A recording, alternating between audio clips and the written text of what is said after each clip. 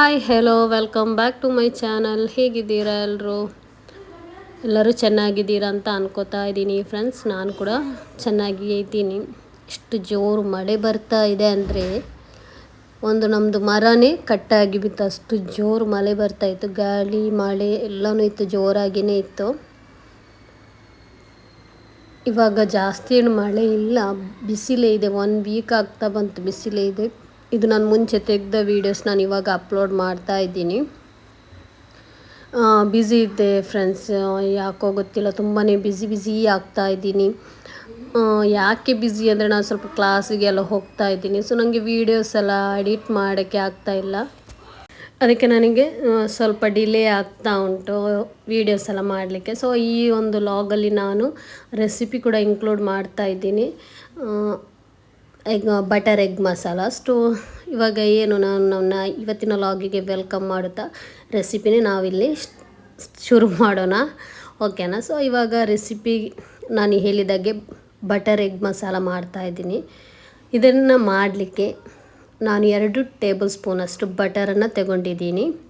1 table ಸ್ಪೂನಷ್ಟು ಬಟರನ್ನು ತಗೊಂಡಿದ್ದೀನಿ. ಇವಾಗ ಇದನ್ನು ಸ್ವಲ್ಪ ಮೆಲ್ಟ್ ಆಗಲಿಕ್ಕೆ ಬಿಡಿ, ಮೀಡಿಯಮ್ ಫ್ಲೇಮಲ್ಲಿ ಇದನ್ನು ಮೆಲ್ಟ್ ಆಗಲಿಕ್ಕೆ ಬಿಡಬೇಕು. ಯಾಕೆಂದರೆ ಅದು ಸೀದೋದ್ರೆ ಒಂಥರ ಫ್ಲೇವರ್ ಚೇಂಜ್ ಆಗುತ್ತೆ ಅದಕ್ಕೆ. ಸೊ ಇದನ್ನು ಮಾಡಲಿಕ್ಕೆ ನಾನು ಸ್ವಲ್ಪ ಜಾಸ್ತಿ ಕ್ವಾಂಟಿಟಿಲಿ ಮಾಡ್ತಾಯಿದ್ದೀನಿ.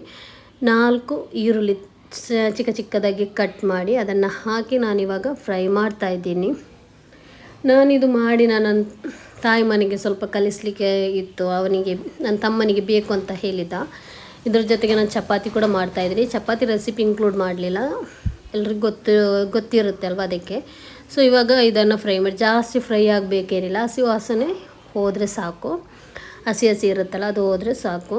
ಇವಾಗ 1 ಟೇಬಲ್ ಸ್ಪೂನಷ್ಟು ಜಿಂಜರ್ ಗಾರ್ಲಿಕ್ ಪೇಸ್ಟ್ ಹಾಕಿದ್ದೀನಿ. ಜಿಂಜರ್ ಗಾರ್ಲಿಕ್ ಪೇಸ್ಟ್ ಮುಗ್ದಿತ್ತು, ಸೊ ಅದಕ್ಕೆ ಟೆಂಪ್ರರಿ ಯಾವ ಥರ ಬೇಕಂತ ಆ ಥರ ಮಾಡಿದ್ದೀನಿ. ನಂತರ ಒಂದು ದೊಡ್ಡ ಸೈಜದ್ದು ಟೊಮೆಟೊ ಉಂಟಲ್ವ, ಅದನ್ನು ಹಾಕಿ ಚೆನ್ನಾಗಿ ಫ್ರೈ ಮಾಡ್ಕೊಳ್ಳಿ. ಚೆನ್ನಾಗಿ ಅಂದರೆ ತುಂಬ ಸಾಫ್ಟಾಗಿ ಬೇಕಂತೇನಿಲ್ಲ. ಇವಾಗ ನಾವು ಚಿಕನಲ್ಲೆಲ್ಲ ನಾರ್ಮಲಾಗಿ ಏನು ಬಟರ್ ಚಿಕನೆಲ್ಲ ಮಾಡ್ತೀವಲ್ವಾ, ಮೊಟ್ಟೆಯಲ್ಲಿ ಕೂಡ ತುಂಬಾ ಚೆನ್ನಾಗಿ ಆಗುತ್ತೆ. ಸೊ ಇವಾಗ ಆಲ್ ಸ್ಪೈಸಸ್ ಬೇಕು. ನಾನಿಲ್ಲಿ ಮ್ಯಾಗಿ ಕ್ಯೂಬ್ 1 ಪೀಸನ್ನು ಹಾಕ್ತಾಯಿದ್ದೀನಿ. ಮೊಟ್ಟೆ ಮಸಾಲ ಬರುತ್ತಲ್ಲ ಅದು 1 ಟೇಬಲ್ ಸ್ಪೂನಷ್ಟು ಧನಿಯಾ ಪುಡಿ, 1/4 tea spoon jeera powder, 1/4 tea spoon ಸೋಂಪು ಪೌಡರ್, ಆದ ನಂತರ ಒಂದು ಅರ್ಧ ಟೀ ಸ್ಪೂನಷ್ಟು ಗರಂ ಮಸಾಲ. ಇವಾಗ ನಾವು ಮ್ಯಾಗಿ ಕ್ಯೂಬ್ಸ್ ಹಾಕಿದ್ರಿಂದ ನಮಗೆ 1 2 3 ಮಸಾಲ ಬೇಕಂತ ಇಲ್ಲ. ಸೊ ಅದು ಯಾವುದು ಬೇಕಂತಿಲ್ಲ, ನಾನಿಲ್ಲಿ ಮ್ಯಾಗಿ ಕ್ಯೂಬ್ ಇತ್ತು, ಸೊ ಅದಕ್ಕೆ ನಾನಿಲ್ಲಿ ಹಾಕ್ತಾಯಿದ್ದೀನಿ. ಇದನ್ನು ಹಾಕಿ ಸ್ವಲ್ಪ ಫ್ರೈ ಮಾಡ್ಕೊಳ್ಳಿ. ಆದ ನಂತರ ನಾನೊಂದು 1/4 ಕಪ್ಪಷ್ಟು ಗೇರು ಬೀಜವನ್ನು ತಗೊಂಡಿದ್ದೀನಿ. ನಾನಿಲ್ಲಿ ನೀವು ಸ್ವಲ್ಪ ಕ್ವಾಂಟಿಟಿಯಲ್ಲಿ ಮಾಡೋದಾದರೆ ಒಂದು 5 ರಿಂದ 4 ಸಾಕಾಗುತ್ತೆ. ನಾನಿಲ್ಲಿ ಜಾಸ್ತಿ ಮಾಡೋದ್ರಿಂದ 1/4 ಕಪ್ಪು ತಗೊಂಡಿದ್ದೀನಿ. ಇದನ್ನು ನಾನು ಅರ್ಧ ಗಂಟೆ ನೀರಲ್ಲಿ ಸೋಕ್ ಮಾಡಿಟ್ಟಿದ್ದೀನಿ, ನೆನೆಸಿಟ್ಟಿದ್ದೀನಿ, ಯಾಕೆಂದರೆ ಬೇಗನೆ ಸಾಫ್ಟ್ ಆಗಲಿ ಅಂತ ಹೇಳಿ. ಸೊ ಇವಾಗ ಇದನ್ನು ಚೆನ್ನಾಗಿ ಫ್ರೈ ಮಾಡಿಕೊಂಡು ಫ್ಲೇಮ್ ಆಫ್ ಮಾಡಿದರೆ ಆಯಿತು, ಬೇರೇನಿಲ್ಲ. ಇದನ್ನು ಫ್ಲೇಮ್ ಆಫ್ ಮಾಡಿ ಕಂಪ್ಲೀಟ್ಲಿ ಕೂಲ್ ಆಗಬೇಕು.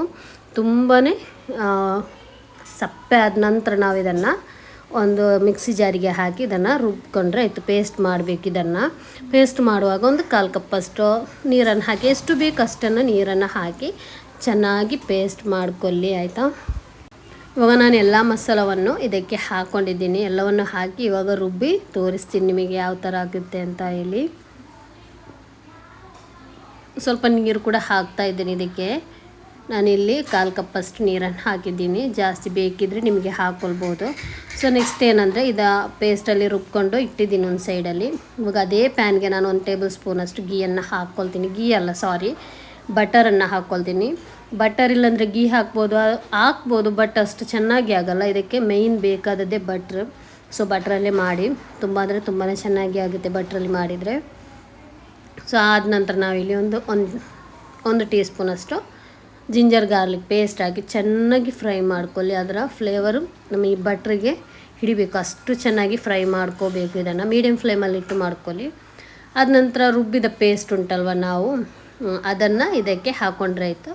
ಮತ್ತು ನಾವು ಇದೇ ಮಿಕ್ಸಿ ಜಾರಿಗೆ ಒಂದು ಸ್ವಲ್ಪ ನೀರನ್ನು ಹಾಕಿ ಅದನ್ನು ಅದರಲ್ಲಿ ವಾಶ್ ಮಾಡಿ ಆ ನೀರನ್ನು ಕೂಡ ಅದಕ್ಕೆ ಹಾಕಿ, ಜಾಸ್ತಿ ನೀರು ಬೇಕಿದ್ರೆ ಜಾಸ್ತಿ ಹಾಕ್ಬೋದು. ಸ್ವಲ್ಪ ಹಾಕಿದರೆ ಅದು ಮತ್ತೆ ಕೂಡ ನಾವು ಇಟ್ಟರೆ ಅಂದರೆ ತಿಕ್ಕಾಗಿ ಬರುತ್ತೆ. ಸೊ ಅದಕ್ಕೆ ಸ್ವಲ್ಪ ಜಾಸ್ತಿಯಲ್ಲಿ ಹಾಕ್ಬೋದು. ಸೊ ನಾನು ಇವಾಗ ಇದಕ್ಕೆ ಎಷ್ಟು ಮೊಟ್ಟೆ ಹಾಕಿದ್ದೀನಿ ಅಂತ ಇವಾಗ ಆ್ಯಕ್ಚುಲಿ ನೆನಪಿಲ್ಲ ನನಗೆ. ಸೊ ಇವಾಗ ಇದನ್ನು ಚೆನ್ನಾಗಿ ಮಿಕ್ಸ್ ಮಾಡ್ಕೊಳ್ಳಿ. ಹಾಕಿ ಆದ ನಂತರ 1 ಟೀ ಸ್ಪೂನಷ್ಟು ಟೊಮೆಟೊ ಸಾಸು, 1 ಟೀ ಸ್ಪೂನಷ್ಟು ಸೋಯಾ ಸಾಸು ಹಾಕ್ಕೊಳ್ಳಿ. ಇದನ್ನು ಸ್ಕಿಪ್ ಮಾಡ್ಕೋಬೇಡಿ, ತುಂಬಾ ಚೆನ್ನಾಗಿ ಆಗುತ್ತೆ. ಅದನ್ನು ಹಾಕಿ ಮಿಕ್ಸ್ ಮಾಡಿದ ನಂತರ ಒಂದು ಅರ್ಧ ಕಪ್ಪಷ್ಟು ಫ್ರೆಶ್ ಕ್ರೀಮ್ ಹಾಕಬೇಕು. ಫ್ರೆಶ್ ಕ್ರೀಮ್ ಇಲ್ಲಾಂದರೆ ಕುಕ್ಕಿಂಗ್ ಕ್ರೀಮ್ ಈ ಥರ ಯಾವುದನ್ನು ಹಾಕ್ಬೋದು. ಇಲ್ಲ ಕ್ರೀಮ್ ಹಾಕಿ ಚೆನ್ನಾಗಿ ಮಿಕ್ಸ್ ಮಾಡಿ ಆದ ನಂತರ ಇದು ಚೆಂದ ಕುದಿ ಬರಲಿ, ತುಂಬಾ ಚೆನ್ನಾಗಿ ಕುದಿ ಬರಲಿ.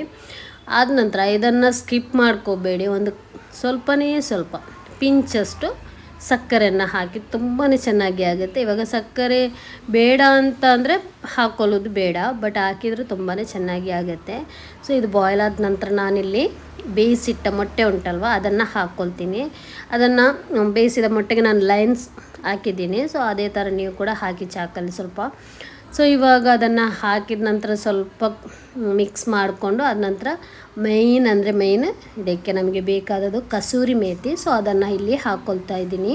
ಇದಕ್ಕೆ ಕೊತ್ತಂಬರಿ ಸೊಪ್ಪಿದ ಅವಶ್ಯಕತೆ ಇಲ್ಲ, ಕಸೂರಿ ಮೇಥಿ ಹಾಕ್ಕೊಂಡ್ರೆ ಆಯಿತು. ಆದ ನಂತರ ಸ್ವಲ್ಪ ಮೇಲ್ಗಡೆ ಗಾರ್ನಿಷ್ಗೆ ಫ್ರೆಶ್ ಕ್ರೀಮ್ ಹಾಕ್ಕೊಳ್ಳಿ. ಒಂದು ಪೀಸಷ್ಟು ಬಟರನ್ನು ಹಾಕಿ ಇಲ್ಲಿ ಇವಾಗ ನಮ್ಮ ಟೇಸ್ಟಿ ಯಮ್ಮಿ ಆಗಿರುವ ಬಟರ್ ಎಗ್ ಮಸಾಲ ರೆಡಿ ಆಯಿತು. ಇದರ ಜೊತೆ ಗೀ ರೈಸ್ ಅಥವಾ ಚಪಾತಿ, ನೀರು ದೋಸೆ ಈ ಥರದ್ದೆಲ್ಲ ತುಂಬಾ ಚೆನ್ನಾಗಿ ಆಗುತ್ತೆ ಫ್ರೆಂಡ್ಸ್. ನೀವು ಕೂಡ ಇದನ್ನು ಟ್ರೈ ಮಾಡಿ, ತುಂಬ ಈಸಿ ಕೂಡ ಆಗುತ್ತೆ ಇದನ್ನು ಮಾಡಲಿಕ್ಕೆ. ನನಗಂತೂ ಇಷ್ಟ ಆಯಿತು, ನನ್ನ ತಮ್ಮನಿಗಂತೂ ಸಖತ್ ಇಷ್ಟ ಆಗಿತ್ತು.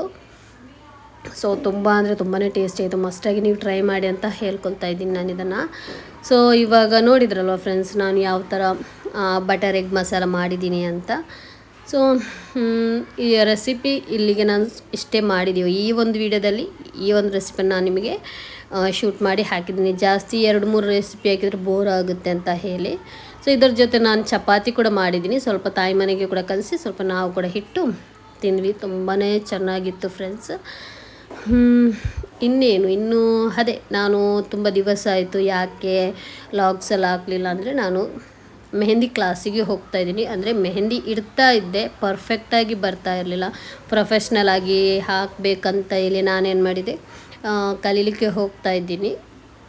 ಬ್ರೈಡಿಗೆಲ್ಲ ಇವಾಗ ಇಡ್ತೀವಲ್ವ, ಸೊ ಆ ಥರ ಬ್ರೈಡಿಗೆ ಇಡ್ತಾ ಇದ್ದೆ ನಾನು, ಹೋಗ್ತಾ ಇದ್ದೆ. ಅದಕ್ಕಿಂತ ಚೆನ್ನಾಗಿ ಆಗಲಿ, ಜಾಸ್ತಿನೇ ಕ್ಯೂಟಾಗಿ ಎಲ್ಲ ಹಾಕೋಣ ಅಂತೇಳಿ ಇವಾಗ 45 ಡೇಸ್ ಕ್ಲಾಸ್ ಇದೆ. ಸೊ ಅದಕ್ಕೆ ಹೋಗ್ತಾ ಇದ್ದೀನಿ. 3 hour ಅಲ್ಲೇ ಆಗುತ್ತೆ. ಮನೆಗೆ ಬಂದ ನಂತರ ಮನೆ ಕೆಲಸ ಈ ಥರ ಎಲ್ಲ ಆಗಿ ಬ್ಯುಸಿ ಆಗಿದೆ. ಸೊ ಅದಕ್ಕಾಗಿ ನಾನಿಲ್ಲಿ ವೀಡಿಯೋಸ್ ಅಪ್ಲೋಡ್ ಮಾಡಲಿಕ್ಕೆ ಲೇಟ್ ಆಯಿತು. ಸೊ ಅದೆಲ್ಲ ಆದ ನಂತರ ನಾನಿಲ್ಲಿ ಸಂಡೇ ನೈಟ್ ಇದು ತಾಯಿ ಇದ್ದರು. ಸೊ ಅವತ್ತು ನಾನು ಚಿಕನ್ ಚಿಕನ್ ಫ್ರೈ ಬಿರಿಯಾನಿ ಮಾಡಿದ್ದೆ. ತುಂಬಾ ಚೆನ್ನಾಗಿತ್ತು ಈ ಒಂದು ಬಿರಿಯಾನಿ. ಇದರದ್ದು ರೆಸಿಪಿ ನಿಮಗೆ ಯಾರಿಗಾದರೂ ಬೇಕಿದ್ದರೆ ಕಾಮೆಂಟಲ್ಲಿ ನಿಮಗೆ ಕೇಳ್ಬೋದು, ನಾನು ಇದರ ರೆಸಿಪಿ ಕೂಡ ಹಾಕ್ತೀನಿ. ಇದು ಅಂದರೆ ಡಿಫ್ರೆಂಟಾಗಿ ನನ್ನದೇ ಓನ್ ರೆಸಿಪಿ ನಾನು ಮಾಡಿದ್ದಿದ್ದು. ಸೊ ತುಂಬಾ ಚೆನ್ನಾಗಿದೆ ಈ ಒಂದು ಬಿರಿಯಾನಿ, ತುಂಬಾ ಇಷ್ಟ ಆಯಿತು.